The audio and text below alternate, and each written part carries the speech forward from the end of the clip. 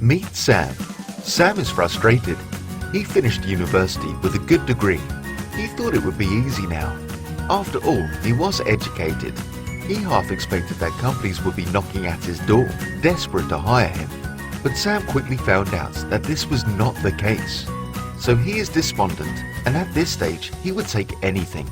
But he didn't want just anything. On the other hand, he was realistic.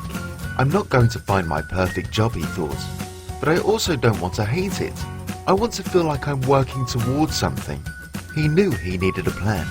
So he started asking around for advice, and boy did he get a lot of it. He started with his favorite high school teacher. Find your passion, she said. That's great, he thought, and went off to find it. Very quickly he realized that he didn't know what his was. So Sam went home despondently. His mother asked what was wrong, and he explained. So she said, well, you have a lot of interests and hobbies. Why don't you see how you could make money out of those? That was better, but he had a broad range of interests and couldn't see himself doing any of them all the time. And how would he make money out of them? So he went to his Uncle Fred, who is an accountant. Finance is where the money is, Fred chuckled to himself. Sam couldn't quite see the humor, as this was serious.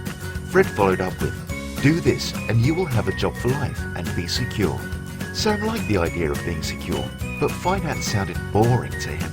Besides, with the way technology was changing things, he wasn't sure anything would be secure in the longer term. It would also mean another 3 years of study, and Sam had already been studying most of his life. He wanted to be sure it would be worth it. Some of his friends had started working towards a career when they were 14 years old, to become doctors or lawyers.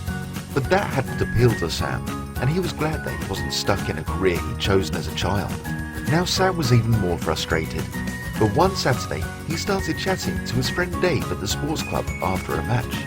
Dave was older, but always seemed to have time for Sam. So Sam said to Dave, I need to choose a career, and I don't know how. Sam braced himself for the standard rehearsed advice. So, what have you done so far? Dave asked. Well, I thought it would be good to get some advice. Sam carried on to explain the story so far. Dave gave Sam an empathetic and reassuring look and then said, firstly, you are not alone. We all start somewhere, and the reality is a lot of people go nowhere.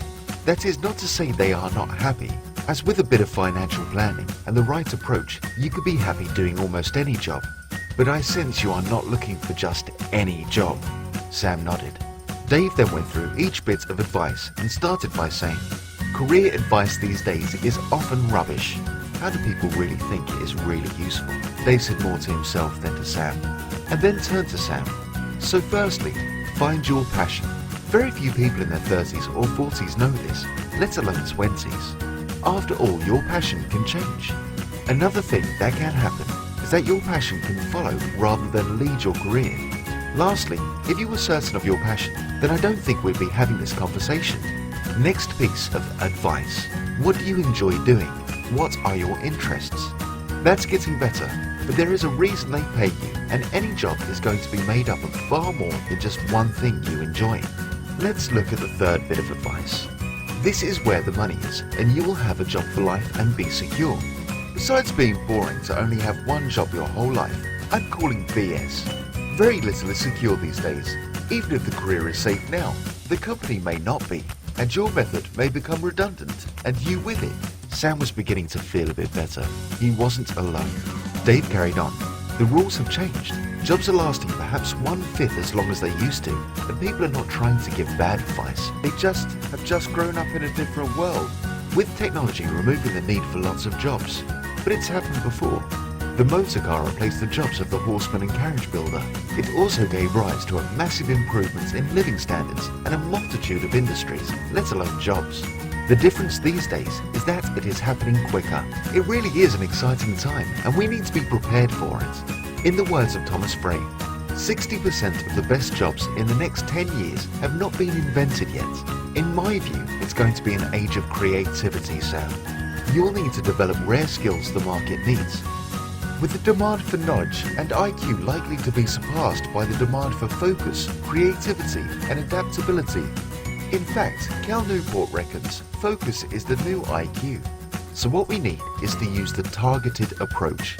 It is a practical, dynamic, responsive and agile strategy. Sam found it odd that he was most excited about being practical.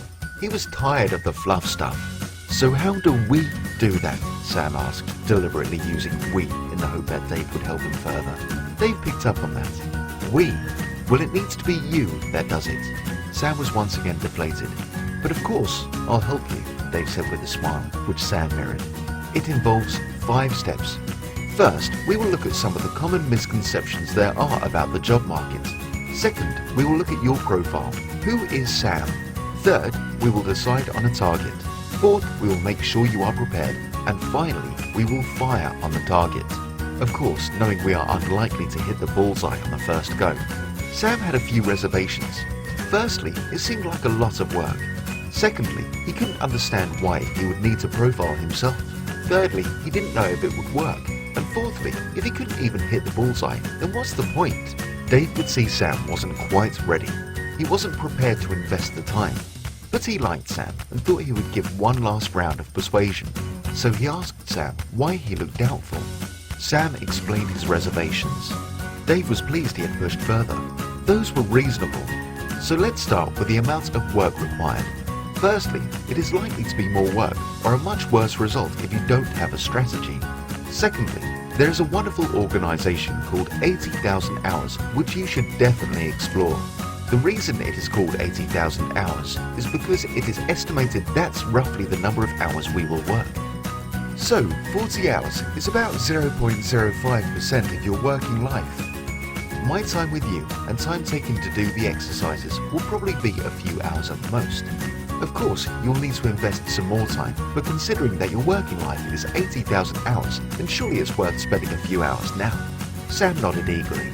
Then Dave said, the reason you start with yourself is that you need to know what you are selling. Most people don't know what they want themselves.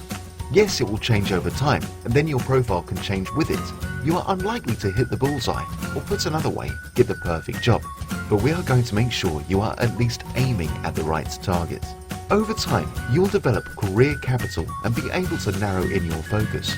What is career capital? Sam asked. We'll cover that more carefully as we go through the targeted approach. But basically, it is a concept that Cal Newport termed. It is anything that makes you more employable in the future. It includes anything that reduces the risk to the employer, such as having a network or the right experience.